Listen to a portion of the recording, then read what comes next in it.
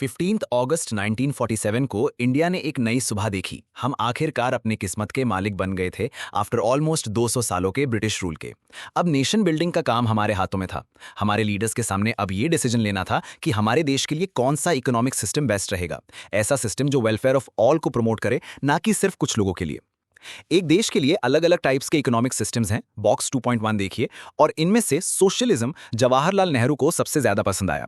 लेकिन उनको वो सोशलिज्म पसंद नहीं था जो फॉर्मर सोवियत यूनियन में था, जहां सारे मीन्स ऑफ प्रोडक्शन यानी सारे फैक्ट्रीज और फार्म्स गवर्नमेंट के पास थे और बिल्कुल प्राइवेट प्रॉपर्टी नहीं थी। ये इंडिया जैसी डेमोक्रेसी के लिए पॉसिबल नहीं था कि गवर्नमेंट लोगों की जमीन और प्रॉपर्टी को ऐसे खत्म या चेंज कर दे जैसे सोवियत यूनियन में हुआ था। नेहरू और उनके साथ के लीडर्स और थिंकर्स ने डिसाइड किया कि हम दोनों एक्सट्रीम्स, कैपिटलिज्म और सोशलिज्म के बीच का रास्ता चुनेंगे। मतलब हम लोग सोशलिज्म के आइडियल्स को सपोर्ट करेंगे, लेकिन उसके ड्रॉबैक्स के साथ नहीं। ये सोचा गया कि इंडिया एक सोशलिस्ट सोसाइटी बनेगी जहां स्ट्रॉन्ग पब्लिक सेक्टर रहेगा, लेकिन प्राइवेट प्रॉपर्टी और डेमोक्रेसी भी साथ साथ चलेंगे। गवर्नमेंट इकोनॉमी को प्लान करेगी और प्राइवेट सेक्टर को एनकरेज किया जाएगा कि वो प्लान का पार्ट बन जाए। ये अप्रोच रिफ्लेक्ट हुआ इंडस्ट्रियल पॉलिसी रेजोल्यूशन ऑफ 1948 और directive principles of the Indian constitution में। 1950 में प्लानिंग कमीशन बनाई गई जिसमें प्राइम मिनिस्टर एज चेयरपर्सन थे, और इसके साथ ही 5 ईयर प्लान्स का दौरा शुरू हुआ। Types of economic systems. Her society को ये 3 क्वेश्चंस आंसर करने होते हैं। व्हाट गुड्स एंड सर्विसेज देश में प्रोड्यूस किए जाएं, हाउ इनको प्रोड्यूस किया जाए, क्या ज्यादा ह्यूमन लेबर लगे या ज्यादा कैपिटल यानी machines, how goods and services लोगों के बीच डिस्ट्रीब्यूट किए जाएं। एक तरीका है कि ये क्वेश्चंस मार्केट फोर्सेस के बेसिस पे सॉल्व किए जाएं। इसको कहते हैं मार्केट इकोनॉमी या कैपिटलिज्म। कैपिटलिज्म में जो गुड्स की डिमांड हो, डोमेस्टिक या फॉरेन, वो प्रोड्यूस किए जाते हैं क्योंकि वो प्रॉफिटेबल होते हैं।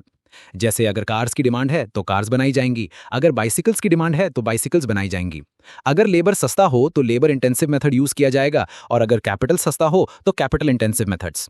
कैपिटलिस्ट सोसाइटी में गुड्स एंड सर्विसेज का डिस्ट्रीब्यूशन जरूरत के बेसिस पे नहीं, परचेजिंग पावर के बेसिस पे होता है। यानी आपके पास पैसे हैं तो आप गुड्स ले सकते हैं। इसका रिजल्ट क्या? जैसे लो कॉस्ट हाउसिंग जरूरतमंद लोगों के लिए जरूरी है, लेकिन क्योंकि उनके पास इतनी परचेजिंग पावर नहीं है, मार्केट के नजरिए से ये डिमांड नहीं कहलाता, और इसीलिए ये कमोडिटी प्रोड्यूस नहीं होती। नेहरू और उनके साथ के लीडर्स को ये बिल्कुल पसंद नहीं था, क्योंकि इससे आम लोगों का फायदा नहीं हो पाता। एक सोशलिस्ट सोसाइटी इन तीनों क्वेश्चंस का बिल्कुल अलग तरीके से जवाब देती है। सोशलिस्ट सोसाइटी में गवर्नमेंट डिसाइड करती है कि क्या गुड्स एंड सर्विसेज बनानी है, और ये डिसीजन सोसाइटी की नीड्स के बेसिस पे लिया जाता है। इंडिविजुअल कंज्यूमर की विशेष कम मायने रखती हैं, क्योंकि गवर्नमेंट ही डिसाइड करती है कि क्या लोगों के लिए अच्छा है। गवर्नमेंट डिसाइड करती है कि गुड्स कैसे प्रोड्यूस होंगे और कैसे डिस्ट्रीब्यूट किए जाएंगे। सोशलिज्म की थ्योरी के अकॉर्डिंग डिस्ट्रीब्यूशन लोगों की जरूरत के आसपास घूमता है, ना कि इस बात पे कि उनके पास कितने पैसे हैं। जैसे कैपिटलिस्ट सोसाइटी में लोग पैसे के आधार पे गुड्स लेते हैं, वहां socialist society free health care जैसी चीजें हर सिटीजन को प्रोवाइड करती है। स्ट्रिक्टली देखा जाए तो सोशलिस्ट सोसाइटी में प्राइवेट प्रॉपर्टी नहीं होती, क्योंकि सारा इकोनॉमिक एक्टिविटी स्टेट के कंट्रोल में होता है, जैसे क्यूबा और चाइना के एग्जांपल्स में देखने को मिलता है। आज के टाइम में ज्यादातर इकोनॉमीज मिक्स्ड इकोनॉमीज हैं, यानी गवर्नमेंट और मार्केट दोनों मिलकर ये डिसाइड करते हैं कि क्या प्रोड्यूस करना है, कैसे प्रोड्यूस करना है और कैसे डिस्ट्रीब्यूशन होगा। मिक्स्ड इकोनॉमी में मार्केट वो गुड्स एंड सर्विसेज प्रोड्यूस करती है जो वो अच्छी तरह से बना सकती हैं, और government essential goods and services के लिए आगे आती हैं जो मार्केट कमजोर या कम केपेबल है प्रोवाइड करने में। What is a plan? एक प्लान ये बताता है कि देश के रिसोर्सेज को कैसे इस्तेमाल किया जाए। ये प्लान जनरल गोल्स और स्पेसिफिक ऑब्जेक्टिव्स फिक्स करता है जो किसी डिफाइंड टाइम पीरियड के अंदर अचीव किए जाते हैं। इंडिया में प्लान्स 5 ईयर्स के लिए बनाए जाते थे। ये हमने फॉर्मर सोवियत यूनियन से अडॉप्ट किया था, और ये 5 ईयर प्लान्स कम समय के लिए बनाए जाते थे। इनके साथ साथ हमारे देश के लिए लॉन्ग टर्म प्लान्स भी बनाए गए, जिसे कहते हैं पर्सपेक्टिव प्लान। ये प्लान 20 सालों के लिए बनाए जाते थे। ये जरूरी नहीं कि हर गोल हर प्लान में इक्वली इंपॉर्टेंट हो। कभी कभी ये गोल्स कॉन्फ्लिक्ट भी करते हैं। जैसे अगर हम मॉडर्न टेक्नोलॉजी अडॉप्ट करेंगे तो कम लेबर लगेगा, और ये एम्प्लॉयमेंट के गोल के साथ कॉन्फ्लिक्ट हो जाता है। इसीलिए प्लानर्स के लिए ये बैलेंस बनाना आसान नहीं होता। यही रीजन है कि अलग अलग 5 ईयर प्लान्स में अलग अलग गोल्स पे फोकस किया गया था। इंडिया के 5 ईयर प्लान्स हर चीज का टारगेट फिक्स नहीं करते थे। ये ना पॉसिबल है ना जरूरी। जैसे फॉर्मर सोवियत यूनियन ने हर कमोडिटी के प्रोडक्शन टारगेट फिक्स किए और फेल हो गए। इसीलिए हमारे 5 ईयर प्लान्स स्पेसिफिक सेक्टर्स पे फोकस करते हैं, जैसे पावर जनरेशन और इरिगेशन, और बाकी के सेक्टर्स को मार्केट के लिए छोड़ दिया गया था। 5 साल के प्लान के मकसद। एक प्लान के कुछ साफ तौर पे निर्धारित मकसद होने चाहिए। 5 साल के प्लान के मकसद थे तरक्की यानी ग्रोथ, आधुनिकीकरण यानी मॉडर्नाइजेशन, आत्मनिर्भरता यानी सेल्फ रिलायंस, और समानता यानी इक्विटी। इसका यह मतलब नहीं कि सभी प्लान ने इन सभी मकसदों को बराबर इंपॉर्टेंस दी है। तरक्की यानी ग्रोथ, इसका मतलब है देश के अंदर गुड्स और सर्विसेज के प्रोडक्शन की कैपेसिटी में इजाफा। इसका मतलब है या तो प्रोडक्टिव कैपिटल का स्टॉक बड़ा हो या फिर सपोर्टिंग सर्विसेज जैसे ट्रांसपोर्ट और बैंकिंग का साइज बड़ा हो, या प्रोडक्टिव कैपिटल और सर्विसेज की एफिशिएंसी में इजाफा हो। इकोनॉमिक ग्रोथ का एक अच्छा इंडिकेटर इकोनॉमिक्स की भाषा में है जीडीपी यानी ग्रॉस डोमेस्टिक प्रोडक्ट। जीडीपी होता है देश में एक साल के दौरान प्रोड्यूस किए गए सभी फाइनल गुड्स और सर्विसेज की मार्केट वैल्यू। तुमने ये कॉन्सेप्ट क्लास 10th में पढ़ा है। तुम जीडीपी को एक केक के रूप में सोच सकते हो और ग्रोथ इस केक के साइज में इजाफा है। अगर केक बड़ा है तो ज्यादा लोग इसका आनंद ले सकते हैं। इंडिया के लोगों के लिए ज्यादा गुड्स एंड सर्विसेज प्रोड्यूस करना जरूरी है अगर उन्होंने पहली 5 साल की प्लान के शब्दों में एक ज्यादा अमीर और विविध जीवन जीना है। देश का जीडीपी अलग अलग सेक्टर से आता है जैसे कृषि सेक्टर, इंडस्ट्रियल सेक्टर और सर्विस सेक्टर। हर सेक्टर का कंट्रीब्यूशन इकोनॉमी की स्ट्रक्चरल कॉम्पोजिशन बनाता है। कुछ देशों में कृषि में ग्रोथ जीडीपी ग्रोथ में ज्यादा कंट्रीब्यूशन देता है, जबकि कुछ देशों में सर्विस सेक्टर का ग्रोथ जीडीपी ग्रोथ में ज्यादा कंट्रीब्यूशन देता है। बॉक्स 2.4 देखिए। आधुनिकीकरण यानी मॉडर्नाइजेशन। गुड्स और सर्विसेज के प्रोडक्शन को बढ़ाने के लिए प्रोड्यूसर्स को नई टेक्नोलॉजी अपनानी पड़ती है। जैसे किसान पुराने सीड्स के बजाय नए सीड वैरायटीज यूज करके फार्म पे आउटपुट बढ़ा सकता है। इसी तरह एक फैक्ट्री नई टाइप की मशीन यूज करके आउटपुट बढ़ा सकती है। नई टेक्नोलॉजी को अपनाना मॉडर्नाइजेशन कहलाता है। लेकिन मॉडर्नाइजेशन सिर्फ नई टेक्नोलॉजी के यूज तक ही नहीं है, बल्कि सोशल आउटलुक में चेंजेस भी शामिल हैं। जैसे ये पहचान कि औरतों को भी वही राइट्स होने चाहिए जो मर्दों को हैं। एक ट्रेडिशनल सोसाइटी में औरतों से उम्मीद की जाती है कि वो घर पर रहें जबकि मर्द काम करते हैं। एक मॉडर्न सोसाइटी में औरतों के टैलेंट्स का यूज वर्क प्लेस में होता है, जैसे बैंक्स, फैक्ट्रीज, स्कूल्स में। और ऐसी सोसाइटी अक्सर प्रॉस्पेरस भी होती हैं। आत्मनिर्भरता यानी सेल्फ रिलायंस। एक देश अपने रिसोर्सेज का यूज करके या दूसरे देशों से इंपोर्टेड रिसोर्सेज का यूज करके इकोनॉमिक ग्रोथ और मॉडर्नाइजेशन को प्रमोट कर सकता है। पहले 7-5 साल के प्लान ने आत्मनिर्भरता को इंपॉर्टेंस दी, जिसका मतलब है उन गुड्स के इंपोर्ट से बचना जो इंडिया में खुद प्रोड्यूस किए जा सकते हैं। ये पॉलिसी जरूरी मानी जाती थी ताकि विदेशी देशों पर हमारी डिपेंडेंस कम हो सके, खासकर खाद्यान्न के लिए। ये समझ में आता है कि जो लोग हाल ही में विदेशी डोमिनेशन से आजाद हुए हैं वो आत्मनिर्भरता को इंपॉर्टेंस देंगे। इसके अलावा ये डर था कि इंपोर्टेड खाद्यान्न सप्लाईज, फॉरेन टेक्नोलॉजी और फॉरेन कैपिटल पर डिपेंडेंस इंडिया की सॉवरेनिटी को विदेशी इंटरफेरेंस के लिए वल्नरेबल बना सकती है। समानता यानी इक्विटी। अब ग्रोथ, मॉडर्नाइजेशन और सेल्फ रिलायंस अपने आप में उस तरह के जीवन को बेहतर नहीं करते जो लोग जी रहे हैं। एक देश में हाई ग्रोथ हो सकता है, देश में खुद डेवलप की गई सबसे मॉडर्न टेक्नोलॉजी हो सकती है, और फिर भी उसके ज्यादातर लोग गरीबी में जी रहे हों। ये जरूरी है कि इकोनॉमिक प्रॉस्पेरिटी के फायदे गरीब सेक्शंस तक भी पहुंचे, ना कि सिर्फ अमीरों तक सीमित रहे। इसीलिए ग्रोथ, मॉडर्नाइजेशन और सेल्फ रिलायंस के साथ साथ समानता भी जरूरी है। हर इंडियन को अपनी बेसिक नीड्स जैसे खाना, एक डिसेंट घर, एजुकेशन और हेल्थ केयर पूरी करनी चाहिए, और वेल्थ के डिस्ट्रीब्यूशन में इनइक्वालिटी को कम करना चाहिए। अब देखते हैं कि पहले 5 साल की प्लान जो 1950 से 1990 के पीरियड को कवर करते हैं, इन 4 मकसदों को कैसे हासिल करने की कोशिश की और किस हद तक सफल हुए, कृषि, इंडस्ट्री और ट्रेड के रेफरेंस से। तुम चैप्टर 3 में 1991 के बाद के पॉलिसीज और डेवलपमेंटल इश्यूज पढ़ोगे। Service sector. जैसा कि एक देश डेवलप करता है उसमें एक स्ट्रक्चरल चेंज होता है। इंडिया के केस में ये स्ट्रक्चरल चेंज पिक्यूलियर है। आमतौर पे डेवलपमेंट के साथ कृषि का शेयर घटता है और इंडस्ट्री का शेयर डोमिनेंट हो जाता है। डेवलपमेंट के हायर लेवल्स पे सर्विस सेक्टर दोनों सेक्टर्स से ज्यादा जीडीपी में कंट्रीब्यूट करता है। इंडिया में कृषि का शेयर जीडीपी में 50% से ज्यादा था, जैसे कि हमें गरीब देश से एक्सपेक्ट करते हैं। लेकिन 1990 तक सर्विस सेक्टर का शेयर 40.59% हो गया, जो कृषि या इंडस्ट्री से ज्यादा था, जैसे कि डेवलप्ड नेशंस में होता है। सर्विस सेक्टर के बढ़ते शेयर का ये फिनोमिनन 1991 के बाद के पीरियड में और तेजी से बढ़ा। Choice in plans. Limited resources के वजह से हर प्लान में ये चॉइस करना पड़ता है कि कौन से मकसद को प्राइमरी इंपॉर्टेंस देनी है।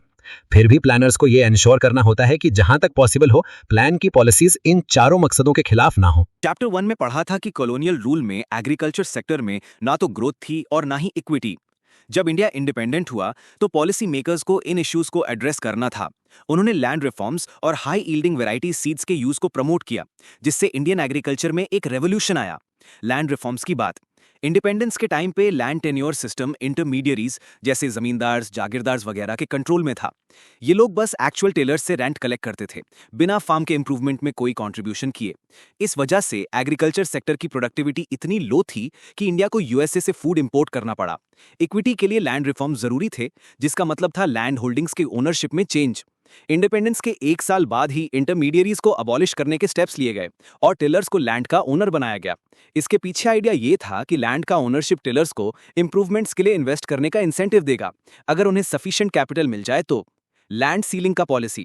लैंड सीलिंग एक और पॉलिसी थी जो इक्विटी को प्रमोट करती थी। इसका मतलब था एक इंडिविजुअल के पास मैक्सिमम कितनी जमीन हो सकती है उसकी लिमिट फिक्स करना। इस पॉलिसी का पर्पस था कुछ ही हाथों में लैंड ओनरशिप का कॉन्सेंट्रेशन कम करना। इंटरमीडियरीज का अबॉलिशन। इंटरमीडियरीज के अबॉलिशन से लगभग 200 लाख टेनेंट्स डायरेक्ट गवर्नमेंट के कॉन्टैक्ट में आए। इससे वो जमींदार्स के एक्सप्लॉयटेशन से फ्री हो गए। टेनेंट्स को ओनरशिप मिलने से उन्हें आउटपुट बढ़ाने का इंसेंटिव मिला, जिससे एग्रीकल्चर में ग्रोथ हुआ। लेकिन इक्विटी का गोल पूरा नहीं हुआ।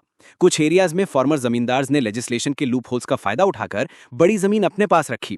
कई केसेस में टेनेंट्स को एविक्ट किया गया और लैंड ओनर्स ने खुद को सेल्फ कल्टीवेटर्स बोलकर लैंड का ओनरशिप क्लेम किया। और जब टेलर्स को ओनरशिप मिली, तब भी पुअरेस्ट एग्रीकल्चरल लेबरर्स जैसे शेयर क्रॉपर्स और लैंडलेस लेबरर्स को लैंड रिफॉर्म्स का फायदा नहीं मिला। लैंड सीलिंग लेजिस्लेशन को भी कई हर्डल्स फेस करने पड़े। बिग लैंडलॉर्ड्स ने इस लेजिस्लेशन को कोर्ट्स में चैलेंज किया, जिससे इंप्लीमेंटेशन में डिले हुआ। उन्होंने इस डिले का फायदा उठाकर अपनी जमीन क्लोज रिलेटिव्स के नाम रजिस्टर कर दी और लेजिस्लेशन से बच गए। लेजिस्लेशन में भी कई लूप होल्स थे जिन्हें बिग लैंड होल्डर्स ने एक्सप्लॉइट किया अपनी जमीन रिटेन करने के लिए। लैंड रिफॉर्म्स केरला और वेस्ट बंगाल में सक्सेसफुल रहे क्योंकि वहां की governments land to the tiller policy के लिए कमिटेड थीं। लेकिन बाकी स्टेट्स में इतना कमिटमेंट नहीं था और आज भी लैंड होल्डिंग में वास्ट इनइक्वालिटी है। ग्रीन रेवोल्यूशन की कहानी। इंडिपेंडेंस के वक्त कृषि की हालत। जब इंडिया इंडिपेंडेंट हुआ तब लगभग 75% पॉपुलेशन एग्रीकल्चर पे डिपेंडेंट थी। एग्रीकल्चर सेक्टर में प्रोडक्टिविटी बहुत लो थी क्योंकि पुरानी टेक्नोलॉजी का यूज होता था और ज्यादातर फार्मर्स के लिए रिक्वायर्ड इंफ्रास्ट्रक्चर नहीं था। इंडिया का एग्रीकल्चर मानसून पे हेवीली डिपेंडेंट है और अगर मानसून कमजोर हो जाए तो फार्मर्स ट्रबल में पड़ जाते थे जब तक उनके पास इरिगेशन फैसिलिटीज ना हो, जो कि बहुत कम लोगों के पास थी। कॉलोनियल रूल के दौरान एग्रीकल्चर में जो स्टैग्नेशन था उससे ग्रीन रेवोल्यूशन ने परमानेंटली तोड़ दिया। ये एक ऐसा मूवमेंट था जिसमें high yielding variety seeds, specially wheat और राइस के लिए के यूज से फूड ग्रेन्स का प्रोडक्शन बढ़ा। वाईएचवी सीड्स के यूज के लिए फर्टिलाइजर और पेस्टिसाइड की करेक्ट क्वांटिटीज में जरूरत थी, साथ ही रेगुलर वाटर सप्लाई भी जरूरी था। इन इनपुट्स का करेक्ट प्रोपोर्शंस में एप्लीकेशन वाइटल है। जो फार्मर्स एचवाईवी सीड्स का फायदा उठा सकते थे, उन्हें रिलायबल इरिगेशन फैसिलिटीज और फाइनेंशियल रिसोर्सेज चाहिए थे फर्टिलाइजर और पेस्टिसाइड खरीदने के लिए। इस वजह से ग्रीन रेवोल्यूशन के फर्स्ट फेज यानी मिड 1960s से मिड 1970s में एचवाईवी सीड्स का यूज ज्यादातर एफ्लुएंट स्टेट्स जैसे पंजाब, आंध्र प्रदेश और तमिलनाडु तक ही लिमिटेड रहा और सिर्फ व्हीट ग्रोइंग रीजन्स को ही प्राइमरीली फायदा हुआ। सेकेंड फेज यानी मिड 1970s से मिड 1980s में एचवाईवी टेक्नोलॉजी और ज्यादा स्टेट्स में स्प्रेड हुई और अलग अलग क्रॉप्स को बेनिफिट मिला। ग्रीन रेवोल्यूशन की टेक्नोलॉजी ने इंडिया को फूड ग्रेन्स में सेल्फ सफिशिएंट बना दिया। अब इंडिया को अपनी फूड रिक्वायरमेंट्स के लिए अमेरिका या किसी और नेशन के मर्सी पे नहीं रहना पड़ा। मार्केटेड सरप्लस का इंपॉर्टेंस। एग्रीकल्चर आउटपुट का ग्रोथ इंपॉर्टेंट है, लेकिन ये इनफ नहीं। अगर इस इंक्रीज्ड आउटपुट का बड़ा हिस्सा फार्मर्स खुद कंज्यूम कर लें और मार्केट में ना बेचें तो ये इकोनॉमी के लिए ज्यादा डिफरेंस नहीं बनाएगा। लेकिन अगर farmers substantial amount of agricultural produce market में बेचते हैं तो हायर आउटपुट इकोनॉमी में फर्क ला सकता है। जो एग्रीकल्चरल प्रोड्यूस फार्मर्स मार्केट में बेचते हैं उसे मार्केटेड सरप्लस कहते हैं। ग्रीन रेवोल्यूशन के दौरान जो राइस और व्हीट प्रोड्यूस हुआ उसका अच्छा प्रपोर्शन मार्केटेड सरप्लस के रूप में फार्मर्स ने मार्केट में बेचा। इससे फूड ग्रेन्स के प्राइसेस दूसरे कंजम्पशन आइटम्स के रिलेटिव में कम हुए। लो इनकम ग्रुप्स जो अपनी इनकम का बड़ा परसेंटेज फूड पे स्पेंड करते हैं, उन्हें इस रिलेटिव प्राइस डिक्लाइन से फायदा हुआ। ग्रीन रेवोल्यूशन ने गवर्नमेंट को सफिशिएंट फूड ग्रेन्स प्रोक्योर करने के लिए एनेबल किया, जिससे फूड शॉर्टेज के टाइम में स्टॉक यूज किया जा सके। ग्रीन रेवोल्यूशन के रिस्क्स। नेशन ने ग्रीन रेवोल्यूशन से बहुत फायदा उठाया, लेकिन इस टेक्नोलॉजी के रिस्क्स भी थे।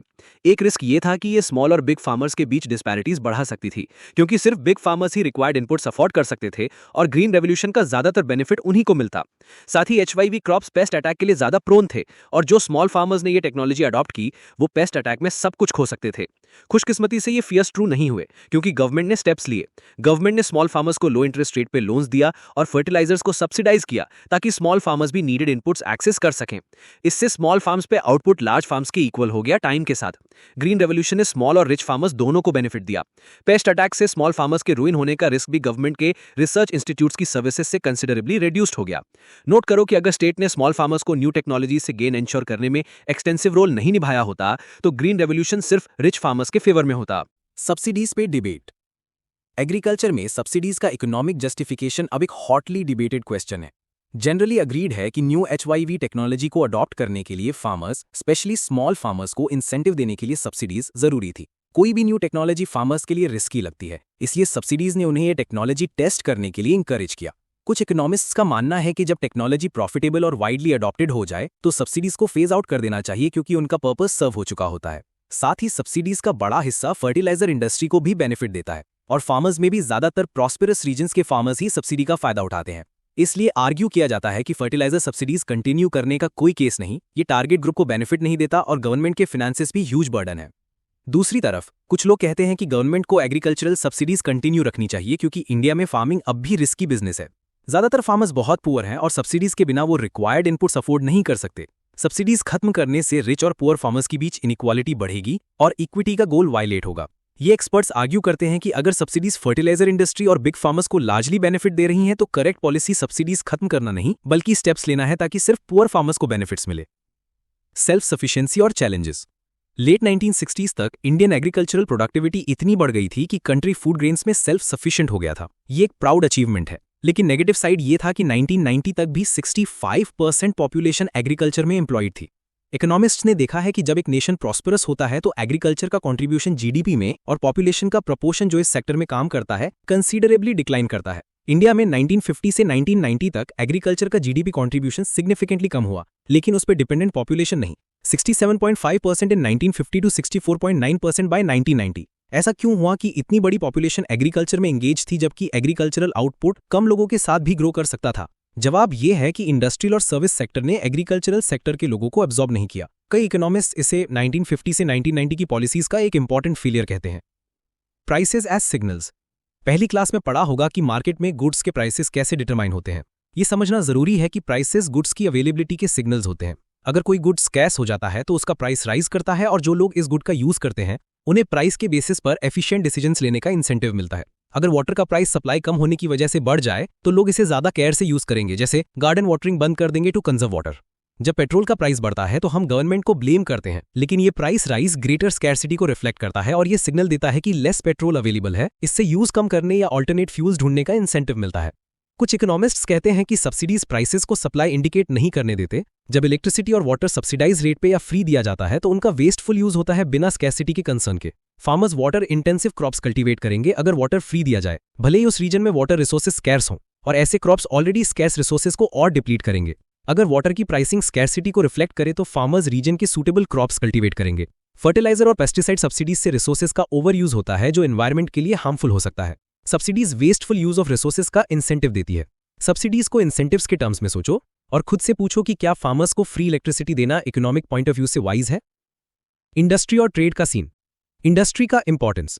इकोनॉमिस्ट्स ने देखा है कि पुअर नेशंस तभी प्रोग्रेस कर सकते हैं जब उनका इंडस्ट्रियल सेक्टर स्ट्रांग हो। इंडस्ट्री स्टेबल एम्प्लॉयमेंट देता है जो एग्रीकल्चर के एम्प्लॉयमेंट से ज्यादा रिलायबल है। ये मॉडर्नाइजेशन और ओवरऑल प्रॉस्पेरिटी को भी प्रमोट करता है। इसीलिए 5 ईयर प्लान्स में इंडस्ट्रियल डेवलपमेंट पे बहुत जोर दिया गया। पिछले चैप्टर में पढ़ा होगा कि इंडिपेंडेंस के टाइम पे इंडस्ट्रीज का वैरायटी बहुत लिमिटेड था, मोस्टली कॉटन, टेक्सटाइल्स और जूट तक। 2 वेल मैनेज्ड आयरन और स्टील फर्म्स थी, एक जमशेदपुर में और दूसरी कोलकाता में। लेकिन ऑब्वियसली इकोनॉमी के ग्रोथ के लिए हमें डाइवर्स इंडस्ट्रीज के साथ इंडस्ट्रियल बेस एक्सपैंड करना था। पब्लिक और प्राइवेट सेक्टर का रोल। पॉलिसी मेकर्स के सामने बड़ा सवाल ये था कि इंडस्ट्रियल डेवलपमेंट में गवर्नमेंट और प्राइवेट सेक्टर का रोल क्या होना चाहिए। इंडिपेंडेंस के वक्त इंडियन इंडस्ट्रियलिस्ट के पास इतना कैपिटल नहीं था कि वो इंडियन इकोनॉमी के डेवलपमेंट के लिए रिक्वायर्ड इंडस्ट्रियल वेंचर्स में इन्वेस्टमेंट कर सकें, और ना ही मार्केट इतना बड़ा था कि इंडस्ट्रियलिस्ट्स को मेजर प्रोजेक्ट्स अंडरटेक करने का एनकरेजमेंट मिलता, इवन इफ उनके पास कैपिटल होता तो भी। इन रीजंस की वजह से अर्स्टवाइल गवर्नमेंट्स को इंडस्ट्रियल सेक्टर को प्रमोट करने में एक्सटेंसिव रोल प्ले करना पड़ा। साथ ही इंडियन इकोनॉमी को सोशलिस्ट लाइंस पे डेवलप करने का डिसीजन लिया गया, जिससे गवर्नमेंट ने सेकंड 5 ईयर प्लान के अकॉर्डिंग इकोनॉमी के कमांडिंग हाइट्स को कंट्रोल करने की पॉलिसी अपनाई। इसका मतलब था कि गवर्नमेंट उन इंडस्ट्रीज का कंप्लीट कंट्रोल रखेगी जो इकोनॉमी के लिए वाइटल है। प्राइवेट सेक्टर की पॉलिसीज पब्लिक सेक्टर के कॉम्प्लीमेंट्री होनी थी, with the public sector leading the way. Industrial policy resolution 1956। Economy के कमांडिंग हाइट्स को स्टेट के कंट्रोल में रखने के गोल के साथ इंडस्ट्रियल पॉलिसी रेजोल्यूशन 1956 को अडॉप्ट किया गया। ये रेजोल्यूशन सेकंड 5 ईयर प्लान का बेसिस बना जो सोशलिस्ट पैटर्न ऑफ सोसाइटी के फाउंडेशन के लिए ट्राई करता था। इस रेजोल्यूशन ने इंडस्ट्रीज को 3 कैटेगरीज में क्लासिफाई किया। पहली कैटेगरी में वो इंडस्ट्रीज थी जो एक्सक्लूसिवली गवर्नमेंट के ओनरशिप में होती। दूसरी कैटेगरी में इंडस्ट्रीज जहां प्राइवेट सेक्टर पब्लिक सेक्टर के एफर्ट्स को सप्लीमेंट कर सकता था, लेकिन न्यू यूनिट स्टार्ट करने की सोल रिस्पॉन्सिबिलिटी गवर्नमेंट की थी। तीसरी कैटेगरी में बाकी इंडस्ट्रीज जो प्राइवेट सेक्टर के लिए छोड़ी गई। इवन दो प्राइवेट सेक्टर के लिए एक कैटेगरी थी, ये सेक्टर स्टेट कंट्रोल के अंडर था through a system of licence. कोई भी न्यू इंडस्ट्री स्टार्ट नहीं हो सकती थी जब तक गवर्नमेंट से लाइसेंस ना मिले। ये पॉलिसी बैकवर्ड रीजन्स में इंडस्ट्री प्रमोट करने के लिए यूज हुई। इकोनॉमिकली बैकवर्ड एरिया में इंडस्ट्रियल यूनिट स्टैब्लिश करना ज्यादा इजी था लाइसेंस के लिए। ऐसे यूनिट्स को टैक्स बेनिफिट्स और लोअर टैरिफ पे इलेक्ट्रिसिटी जैसे कंसेशंस भी दिए गए। इसका पर्पस रीजनल इक्वालिटी प्रमोट करना था। एग्जिस्टिंग इंडस्ट्री को भी आउटपुट एक्सपैंड करने या प्रोडक्शन डाइवर्सिफाई करने, मतलब new variety of goods produce करने के लिए लाइसेंस चाहिए था। इसका मतलब ये था कि गुड्स का क्वांटिटी इकोनॉमी की रिक्वायरमेंट से ज्यादा ना हो, लाइसेंस फॉर एक्सपेंशन तभी मिलता है जब गवर्नमेंट कन्विंस्ड होती कि इकोनॉमी को ज्यादा क्वांटिटी ऑफ गुड्स चाहिए। स्मॉल स्केल इंडस्ट्री का रोल। 1955 में village and small scale industries committee यानी करवे कमेटी ने नोट किया कि small scale industries rural development के लिए यूज हो सकती हैं। स्मॉल स्केल इंडस्ट्री की डेफिनेशन यूनिट के एसेट्स पे मैक्सिमम अलाउड इन्वेस्टमेंट के रेफरेंस से होती है। ये लिमिट टाइम के साथ चेंज होता रहा। 1950 में स्मॉल स्केल इंडस्ट्रियल यूनिट वो थी जिसका मैक्सिमम इन्वेस्टमेंट ₹5 लाख था। अब करंट लिमिट ₹1 करोड़ है। ये बिलीफ है कि स्मॉल स्केल इंडस्ट्रीज ज्यादा लेबर इंटेंसिव होती हैं, मतलब ये लार्ज स्केल इंडस्ट्रीज से ज्यादा लेबर यूज करती हैं और इसीलिए ज्यादा एम्प्लॉयमेंट जनरेट करती हैं। लेकिन ये इंडस्ट्रीज बिग इंडस्ट्रियल फर्म्स के साथ कंपीट नहीं कर सकती। ऑब्वियसली स्मॉल स्केल इंडस्ट्री के डेवलपमेंट के लिए उन्हें लार्ज फर्म से शील्ड करना जरूरी था। इस पर्पस के लिए कुछ प्रोडक्ट्स का प्रोडक्शन स्मॉल स्केल इंडस्ट्रीज के लिए रिजर्व था। रिजर्वेशन का क्राइटेरिया ये था कि ये यूनिट्स गुड्स मैन्युफैक्चर कर सकें। इन्हें लोअर एक्साइज ड्यूटी और bank loans at a lower interest rate जैसे कंसेशंस भी दिए गए। ट्रेड पॉलिसी और इंडस्ट्रियल पॉलिसी का कनेक्शन। इंडिया जो इंडस्ट्रियल पॉलिसी अडॉप्ट किया वो ट्रेड पॉलिसी से क्लोजली रिलेटेड था। पहले 7 5-year प्लान्स में ट्रेड का scene inward looking trade strategy के अराउंड था, जिसे टेक्निकली इंपोर्ट सब्स्टिट्यूशन कहते हैं। इस पॉलिसी का एम था इंपोर्ट्स को डोमेस्टिक प्रोडक्शन से रिप्लेस या सब्स्टिट्यूट करना। फॉर एग्जाम्पल, फॉरेन कंट्रीज में बने व्हीकल्स इंपोर्ट करने के बजाय इंडस्ट्रीज को इंडिया में ही उन्हें प्रोड्यूस करने के लिए एनकरेज किया गया। इस पॉलिसी में गवर्नमेंट ने डोमेस्टिक इंडस्ट्रीज को फॉरेन कॉम्पिटिशन से प्रोटेक्ट किया। प्रोटेक्शन का 2 तरीका था, टैरिफ्स और कोटाज। टैरिफ्स मतलब इंपोर्टेड गुड्स पे टैक्स जो उनको कॉस्टली बनाता है और उनका यूज डिस्करेज करता है। कोटाज से इंपोर्टेड गुड्स की क्वांटिटी स्पेसिफाई होती थी। टैरिफ्स और कोटाज का इफेक्ट ये था कि इंपोर्ट्स रेस्ट्रिक्ट होते थे और डोमेस्टिक फर्म्स को फॉरेन कंपटीशन से प्रोटेक्शन मिलती थी। प्रोटेक्शन का लॉजिक। प्रोटेक्शन पॉलिसी का बेस ये नोशन था कि डेवलपिंग कंट्रीज की इंडस्ट्रीज डेवलप्ड इकोनॉमीज के गुड्स के अगेंस्ट compete करने की पोजीशन में नहीं थी। अज्यूम किया गया कि अगर डोमेस्टिक इंडस्ट्रीज को प्रोटेक्शन मिले तो टाइम के साथ वो compete करना सीख जाएंगी। प्लानर्स को यह भी डर था कि अगर इंपोर्ट्स पे रेस्ट्रिक्शंस ना लगे तो फॉरेन एक्सचेंज लग्जरी गुड्स के इंपोर्ट पे वेस्ट हो सकता है, और एक्सपोर्ट्स को प्रमोट करने का सीरियस थॉट 1980s मिड तक नहीं दिया गया। इंडस्ट्रियल डेवलपमेंट पे पॉलिसीज का इफेक्ट। पहले 7 प्लान्स के दौरान इंडिया के इंडस्ट्रियल सेक्टर के अचीवमेंट्स इंप्रेसिव थे। इंडस्ट्रियल सेक्टर का जीडीपी कंट्रीब्यूशन 1950-51 में 13% से बढ़कर 1991 में 24.6% हो गया।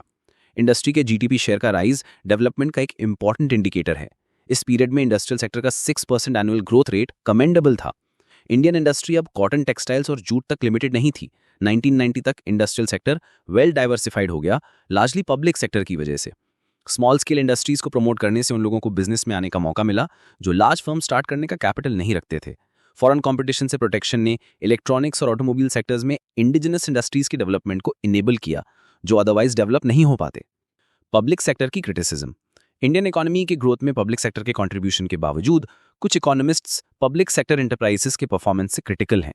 चैप्टर के स्टार्ट में प्रपोज किया गया था कि इनिशियली पब्लिक सेक्टर का बड़ा रोल जरूरी था, लेकिन अब वाइडली हेल्ड है कि स्टेट एंटरप्राइजेस ने कुछ गुड्स और सर्विसेज प्रोड्यूस करना कंटिन्यू किया, ऑफन उनका मोनोपोली रखा जबकि इसकी जरूरत नहीं थी। एग्जाम्पल है टेलीकम्युनिकेशन सर्विस का। ये इंडस्ट्री पब्लिक सेक्टर के लिए रिजर्व रही इवन आफ्टर ये रियलाइज हुआ कि प्राइवेट सेक्टर फर्म्स भी ये प्रोवाइड कर सकती हैं। कंपटीशन के एब्सेंस की वजह से लेट 1990s तक टेलीफोन कनेक्शन के लिए लॉन्ग वेटिंग टाइम था। दूसरा एग्जाम्पल है मॉडर्न ब्रेड, अ ब्रेड मैन्युफैक्चरिंग फर्म। जैसे प्राइवेट सेक्टर ब्रेड नहीं बना सकता था, 2001 में ये फर्म प्राइवेट सेक्टर को सेल कर दी गई। पॉइंट ये है कि 4 डेकेड्स के प्लान डेवलपमेंट के बाद भी आज जो पब्लिक सेक्टर अलोन कर सकता है और जो प्राइवेट सेक्टर भी कर सकता है, इसमें डिस्टिंक्शन नहीं किया गया। फॉर एग्जाम्पल, अब भी नेशनल डिफेंस सिर्फ पब्लिक सेक्टर सप्लाई करता है और प्राइवेट सेक्टर होटल्स मैनेज कर सकता है, फिर भी गवर्नमेंट होटल्स चलाती है। इससे कुछ स्कॉलर्स आर्ग्यू करते हैं कि स्टेट को ऐसे एरियाज से एग्जिट करना चाहिए जो प्राइवेट सेक्टर मैनेज कर सकता है और गवर्नमेंट अपने रिसोर्सेज को इंपॉर्टेंट सर्विसेज पर कॉन्सेंट्रेट करे जो प्राइवेट सेक्टर प्रोवाइड नहीं कर सकता। पब्लिक सेक्टर के लॉसेस। कई पब्लिक सेक्टर फर्म्स ने ह्यूज लॉसेज इंकर किए लेकिन फंक्शन कंटिन्यू किया क्योंकि गवर्नमेंट अंडरटेकिंग को बंद करना मुश्किल है, इवन इफ इट नेशनल के लिमिटेड रिसोर्सेज पे ड्रेन हो। ये नहीं कि प्राइवेट फर्म्स हमेशा प्रॉफिटेबल होती हैं। कई public sector firms originally private firms थीं जो लॉसेस की वजह से क्लोजर के वर्ज पे थीं। उन्हें नेशनलाइज किया गया वर्कर्स के जॉब्स प्रोटेक्ट करने के लिए, लेकिन loss making private firm resources waste नहीं करेगी by running despite losses. Licence Raj का मिसयूज। इंडस्ट्री स्टार्ट करने के लिए लाइसेंस की जरूरत का मिसयूज इंडस्ट्रियल हाउसेस ने इंडस्ट्री स्टार्ट करने के लिए नहीं बल्कि कॉम्पिटिटर्स को न्यू फर्म स्टार्ट करने से रोकने के लिए किया। एक्सेसिव रेगुलेशन, जिसे परमिट लाइसेंस राज कहते हैं, ने कुछ फर्म्स को ज्यादा एफिशिएंट होने से रोका। इंडस्ट्रियलिस्ट का ज्यादा टाइम लाइसेंस ऑब्टेन करने या कंसर्न मिनिस्ट्रीज के साथ लॉबिंग में जाता था इंस्टेड ऑफ प्रोडक्ट इंप्रूवमेंट पे सोचने के। फॉरेन कंपटीशन से प्रोटेक्शन की क्रिटिसिज्म। फॉरेन कंपटीशन से प्रोटेक्शन की भी क्रिटिसिज्म हुई क्योंकि ये कंटिन्यू हुआ आफ्टर ये जब हार्मफुल साबित हुआ। इंपोर्ट रेस्ट्रिक्शंस की वजह से इंडियन कंज्यूमर्स को जो इंडियन प्रोड्यूसर्स प्रोड्यूस करते थे वही परचेस करना पड़ता था। प्रोड्यूसर्स को पता था कि उनका कैप्टिव मार्केट है, तो उन्हें गुड्स की क्वालिटी इंप्रूव करने का इंसेंटिव नहीं था। लो क्वालिटी आइटम्स को हाई प्राइस पे क्यों ना बेचे जब मार्केट गारंटीड है। इंपोर्ट्स का कंपटीशन इंडियन प्रोड्यूसर्स को ज्यादा एफिशिएंट बनाता है। पब्लिक सेक्टर का पर्पस। कुछ इकोनॉमिस्ट्स कहते हैं कि पब्लिक सेक्टर का एम प्रॉफिट्स अर्न करना नहीं बल्कि नेशन का वेलफेयर प्रमोट करना है। इस व्यू पे पब्लिक सेक्टर फर्म्स को उनके प्रॉफिट के बेसिस पे नहीं बल्कि वेलफेयर कंट्रीब्यूशन के एक्सटेंट पे इवैल्यूएट करना चाहिए। प्रोटेक्शन के रिगार्डिंग कुछ इकोनॉमिस्ट्स का मानना है कि जब तक रिच नेशंस अपने प्रोड्यूसर्स को प्रोटेक्ट करते हैं तब तक हम भी अपने प्रोड्यूसर्स को फॉरेन कंपटीशन से प्रोटेक्ट करना चाहिए। इन कॉन्फ्लिक्ट्स की वजह से इकोनॉमिस्ट्स ने पॉलिसी चेंज की डिमांड की। ये और दूसरे प्रॉब्लम्स के साथ गवर्नमेंट को 1991 में न्यू इकोनॉमिक पॉलिसी इंट्रोड्यूस करने के लिए लीड किया। ये नेक्स्ट चैप्टर का सब्जेक्ट है। फर्स्ट 7 प्लान्स के दौरान इंडियन इकोनॉमी का प्रोग्रेस इंप्रेसिव था। इंडस्ट्रीज इंडिपेंडेंस के टाइम से फार मोर डाइवर्सिफाइड हो गई थी। ग्रीन रेवोल्यूशन की वजह से इंडिया फूड प्रोडक्शन में सेल्फ सफिशिएंट हो गया। लैंड रिफॉर्म्स ने जमींदारी सिस्टम को अबॉलिश कर दिया। लेकिन इंडस्ट्रियल सेक्टर में कई इकोनॉमिस्ट्स पब्लिक सेक्टर एंटरप्राइजेस के परफॉर्मेंस से डिससैटिस्फाइड थे। एक्सेसिव गवर्नमेंट रेगुलेशन ने एंटरप्रेन्योरशिप की ग्रोथ को रोका। सेल्फ रिलायंस के नाम पे इंडियन प्रोड्यूसर्स को फॉरेन कंपटीशन से प्रोटेक्ट किया गया, लेकिन इससे उन्हें गुड्स की क्वालिटी इंप्रूव करने का इंसेंटिव नहीं मिला। इंडियन पॉलिसीज इनवर्ड ओरिएंटेड थी, जिससे स्ट्रॉन्ग एक्सपोर्ट सेक्टर डेवलप नहीं हुआ। चेंजिंग ग्लोबल इकोनॉमिक सिनारियो के कॉन्टेक्स्ट में इकोनॉमिक पॉलिसी रिफॉर्म की नीड वाइडली फेल्ड हुई और 1991 में न्यू इकोनॉमिक पॉलिसी इनिशिएट हुई to make Indian economy more efficient. ये नेक्स्ट चैप्टर का सब्जेक्ट है।